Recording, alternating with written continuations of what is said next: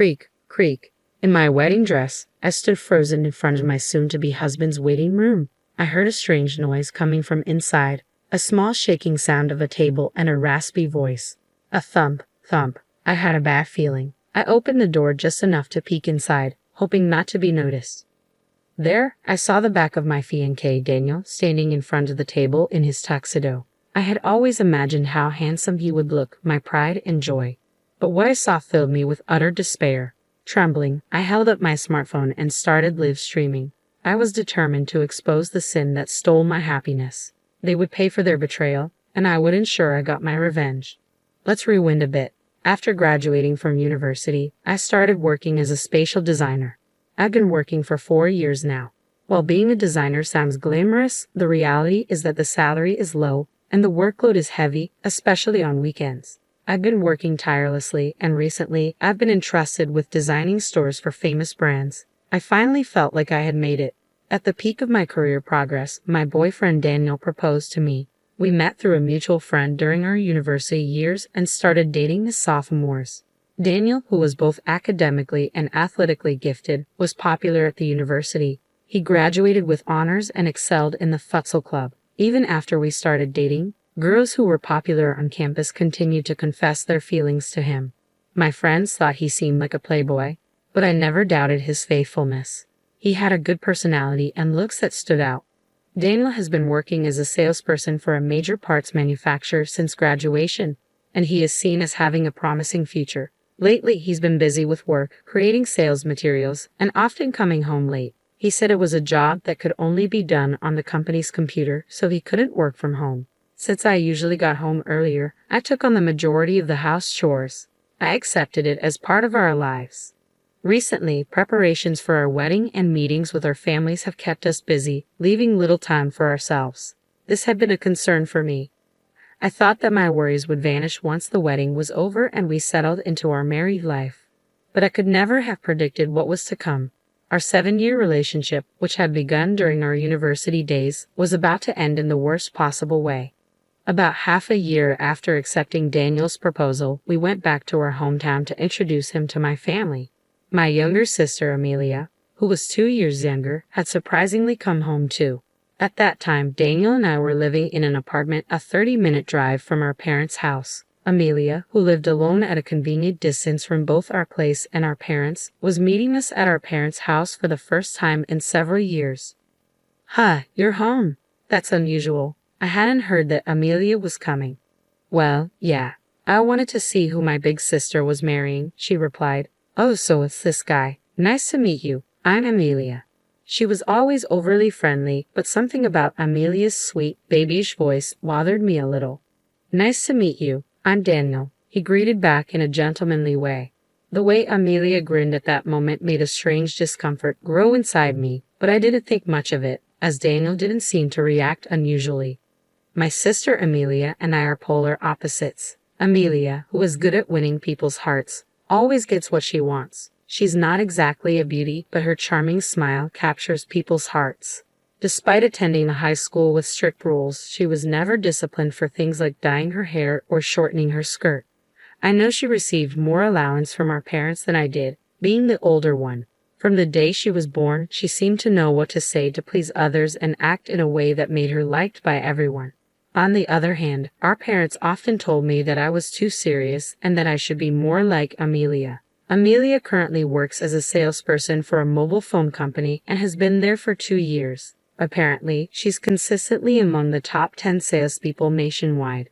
My sister and I have completely opposite personalities. While we haven't fought since we grew older, we haven't been particularly close either. There were times I wished I could be more like Amelia, who knows how to navigate the world effortlessly. But now I have Daniel, and a happy life awaits us. Sure, there were moments when I felt envious comparing myself to my younger sister, but now I was about to start a new family with the love of my life. I had a positive outlook on life at that time. 3 months passed and we finished registering our marriage. Preparations for the wedding ceremony were steadily proceeding. I was mainly the one pushing forward with the wedding plans. Daniel, in his 4th year at the company and taking on more responsibilities, sometimes couldn't come home due to work. Initially, Daniel was enthusiastic about the wedding ceremony, but gradually he showed less and less interest. Hey, about the wedding guests. I just got home and I'm tired. Can we do this another time? Besides, do whatever you like. I trust you. Oh, and I'll be coming home tomorrow. He would casually dismiss wedding topics like this. Deep down, I was frustrated, but I took a deep breath to calm myself down. Are you sure you're okay taking on so much work before the wedding? Aren't you tired? I'm fine, thanks. As the wedding ceremony approached, Daniel seemed more swamped with work. I wished he could show more concern about it as my fiancé. However, I tried to remain patient and supportive. I thought that Daniel being recognized at work and increasing his income was a good thing for us as a couple, and I tried to stay positive.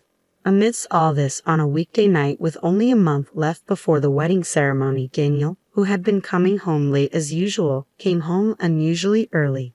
You came home early today. Dinner is ready, I said. Before I knew it, all the house chores had become my responsibility. Thanks, but more importantly, I have something to discuss with you, he replied. What's wrong? I asked, wondering why he seemed unusually excited. Do you want to get new cell phones? If we buy 2 at the same time, it's a good deal. Some I do business with said they can give us a bonus for introducing their services. It was true that I had been wanting to replace my cell phone, and Daniel had been complaining about his old one. But considering the expenses for the wedding ceremony, we needed to save money. What's the bonus? New models are expensive, aren't they? It's about $4,000 for 2. The bonus is $4,000. His explanation about the bonus faded as I fixated on the amount. Well, actually, I already bought them. Excuse me. He said he had already bought 2 of the latest smartphones, encouraged by someone he does business with. You just have to pay your share. The device fee is in installments. Though we both worked and were about to become husband and wife, we had agreed to manage our bank accounts separately for a while and discuss it again when we wanted kids in the future. So now, he wanted me to pay for my portion of the phone he had bought on his own, but what's bought is bought, and we can't return it. I remembered we were planning a surprise using smartphones for the wedding ceremony. The latest model could capture beautiful images, so maybe it was okay. Seeing Daniel looking pleased, I lost the will to get angry and forced myself to accept the situation. 1 month later, our long-awaited wedding ceremony finally arrived. I chose the pure white dress with my mother and mother-in-law. Daniel, who was busy with work and couldn't help with the preparations much, will surely be surprised when he sees me today. After entering the venue and getting ready, my close friend from university, Mila, came to greet me in the bride's waiting room. Olivia, congratulations, Mila said, tears in her eyes. Thank you. Hey, do you think the surprise will go well? I asked. I had planned a special event and asked the venue staff to prepare my smartphone to be connected to the screen.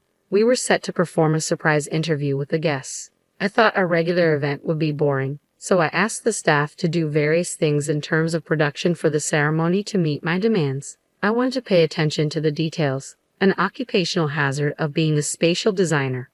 The guests are already seated, so why don't you show the situation in the waiting room like a sideshow, just like the groom's waiting room? You're right, that sounds really fun. Since I had planned the smartphone performance with the staff without involving Daniel, I hadn't told him about it yet. It would be a surprise if I suddenly informed him during the ceremony, so maybe it would be nice to give him a heads up and show him a little bit in advance. Feeling excited, I headed towards Daniel's waiting room.